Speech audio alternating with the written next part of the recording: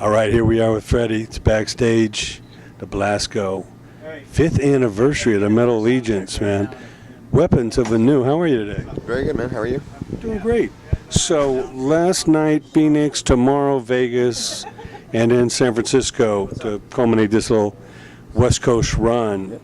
So, I know you guys released an album, was it later last year? It was actually the year before, September. Okay. Yep, September Okay. of 17, I think it was. So you're working on new Yeah, material? we're as soon as we get off this, we figured this would be a cool little kind of jump start to get our our energy and our fire back up. And so we figured let's do these 4 shows, and as soon as we get home, we're going back in the studio, starting to write. Okay, great. So we're hoping by August, September, it'll be done and ready to go. So I'm excited. So when you're looking at making the next step in the band, what's different with this album? Well, I mean, Norris is here now.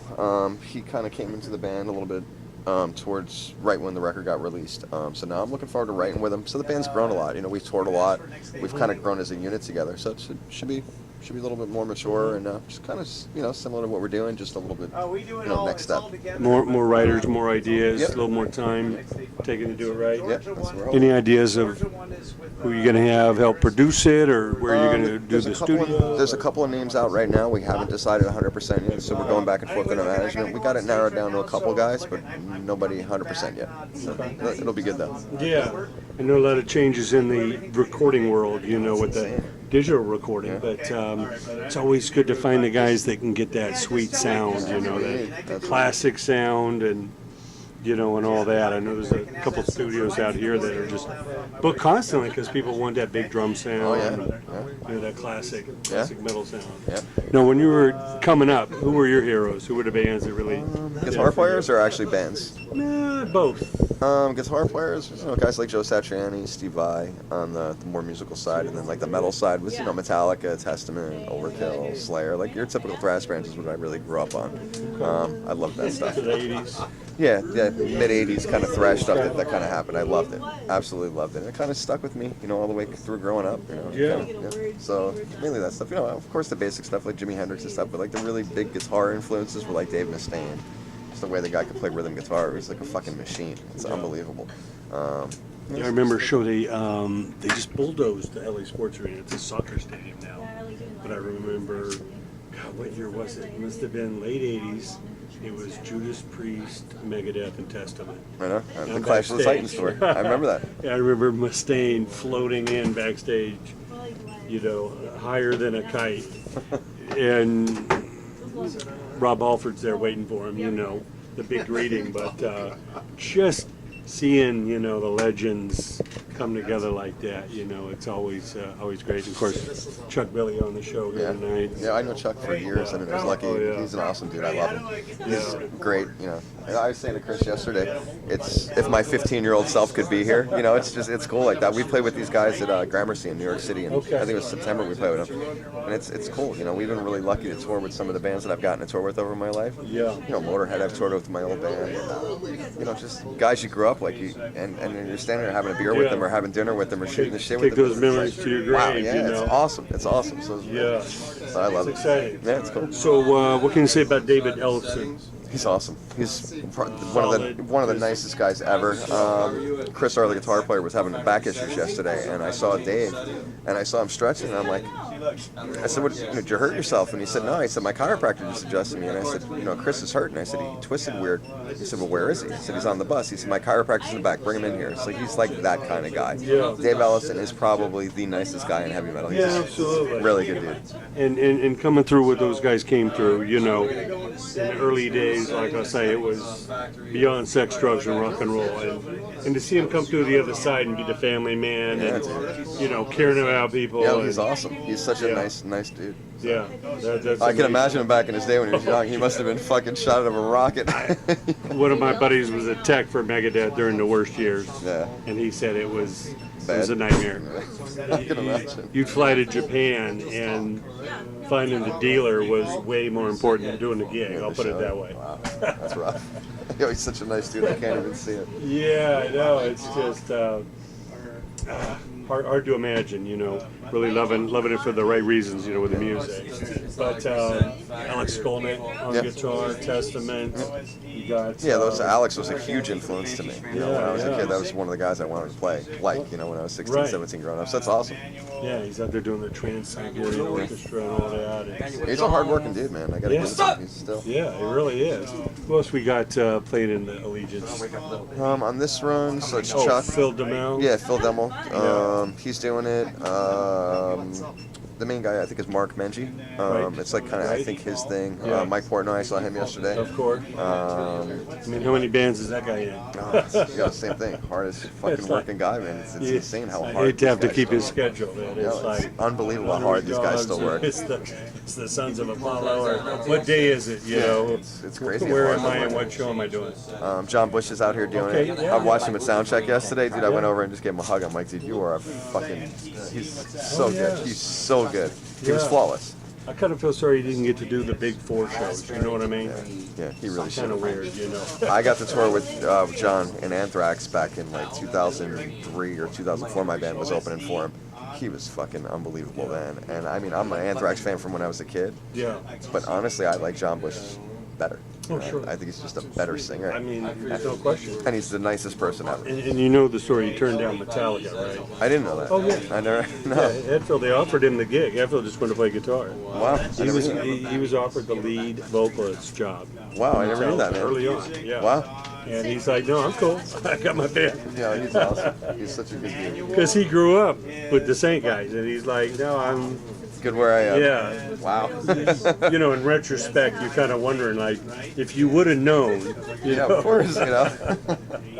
But you got to go with the gut, you know, and all that. So, yeah, man, 5th anniversary of the Metal Legions.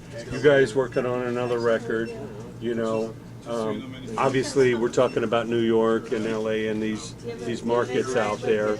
You know, what do you see as a bright spot in the New York market? What do you hope is going to change? Or, you know, there's obviously been a corporatization of these really venues, I mean, Live Nation and AEG and all that. When I was younger, I mean, they were all independently owned. Yeah, you can go out. You can go out, you know, Monday through Sunday and see a different awesome tour coming through. Yeah. At an awesome venue. You know, Limelight was there, Studio One was there, Cricket Club was in Jersey. What was Webster Hall called before?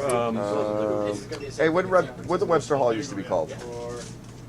I thought it was always Webster Hall. Now it's new something. Now it's, maybe way back for something else. I don't remember. Like 70s, early 80s. That's before me. Okay. Now it's not even Webster Hall.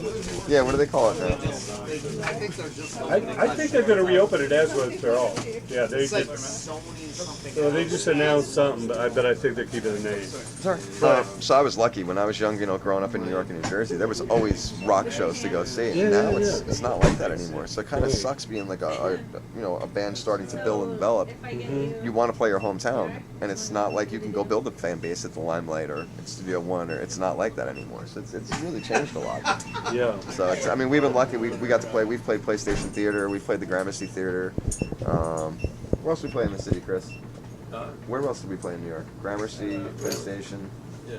So we've played some of the bigger venues there, but you got to get in there on a package, like a big tour that's coming through. Other than that, you don't have a chance in the fucking world getting in there. Yeah.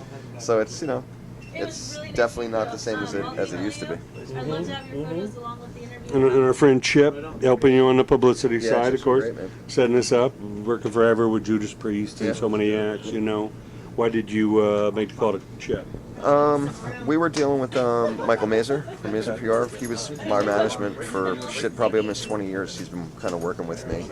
And when we got off the Tesla tour, we felt we needed to make a change. We wanted to kind of see what else was out there. I've been with Michael so long, and I think he did a great job of getting us launched, but it needed to go to the next level. So we spoke with Chip a little bit while we were on the Tesla tour. And I'm not really quick to jump and make decisions. So we kind of got to know each other over a couple of months, and he's awesome. I really like him. I think it was probably one of the best moves we could have made with him. And he's a super good guy, so he's been great to us. He's, you know, showing us like we're a priority to him, which is awesome. He's been really good to us. Well, I was surprised when I got the email from him because I deal with all his underlings, you know, and I'm like, oh shit, okay. Yeah, he's been really good to us. If you want me to go talk to the band, I'm there. You know? Thank you. It's awesome. Now, new music. Obviously, the business has changed a lot with the streaming and all that. How do you approach that as far as putting the music out? You know, you just get the team and work it. That's really it. You know, just make sure that you have the right people in place, and that's what happened on the first record. You know, the first record's a solid record. We've got great reviews on it, but it just didn't really get serviced. You know, our management company at the time who was doing our PR, he was kind of stuck in the old business model, and the record didn't get a third of what it was. Like, we never made it out to the West Coast. It's the first time this band's out to the West Coast. The record's 2 years old. We toured with Tesla and Alter Bridge and Nonpoint, big bands. We never made it out here. So we just want to make sure we don't make those same mistakes again. So that's what it came down to. So we needed to get the right team. So I honestly think if we hand in a good product, I think these guys will blow it out of the box for us. I think, you know, Chip and John are more than capable of doing it. They're good guys. Yeah, you got to be ready to work. You got to build the team. Yep. What other advice would you give to the young players? Because they coming up, they don't even know the industry that we knew, you know, back in the day. Yeah, totally. When I tell people they could probably give me advice on I'm what the telling industry people is. we're breaking Metallica and Megadeth with no internet, no social media, no cell phone. Yeah, they never got radio play. It was tape trading and word of mouth and magazines and no computers back then. Nothing.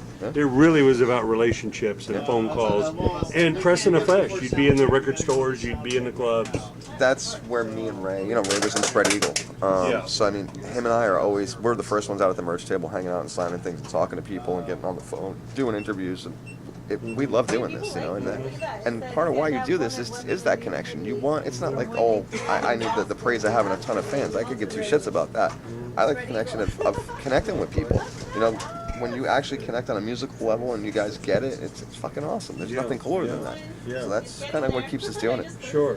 So if it's up to us, we'd stay on the road nonstop and just go out and do that. You know, whether we make 10 fans tonight or 150 fans or 1,000 fans, it's cool for us. You know, next time we come through, you see those same 10 people and you see the next, you know, the 20 people. You know, it's just building. And what year did Spread Eagle come out? Was that MCA or what was the label? Ray was MCA. I think it was like 89, 90, 91 or something like that. Okay.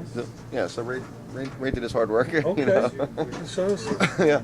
And I'm trying to remember, there was some kind of connection to Russell Simmons or Rick Rubin or something was there back in the day, or With him, maybe, I don't know. Okay. I could ask him. Okay. Somewhere over there. Where's Ray? Yeah. Is Ray back there? They actually just did a new record. It's coming out, I think in August. They signed a record deal with Frontiers or something like that. Okay. So they're doing it. Yeah. No, we always, you know, root for the great bands, and you know, so many things fall through the cracks. So you know, there's a lot of great music that people need to be informed about. You know. And you figure with the internet, it would be so easy to get it and push it, and it's so hard because you're just flooded with so much shit. Gosh. You know. Like I say, everybody with cell phone's a rapper these days. Yeah, it's the truth, man. It's crazy. It's like Spotify gets like 100,000 new songs a day or something. Yeah, so it's like there's so much shit. And, you know, labels aren't into building careers anymore or anything like that, so you really got to go out there and bust your own ass and really hope that, you know, it's the right place at the right time. Yeah. You know, that's really what it comes down to nowadays. At least that's what we're seeing, you know. That's awesome.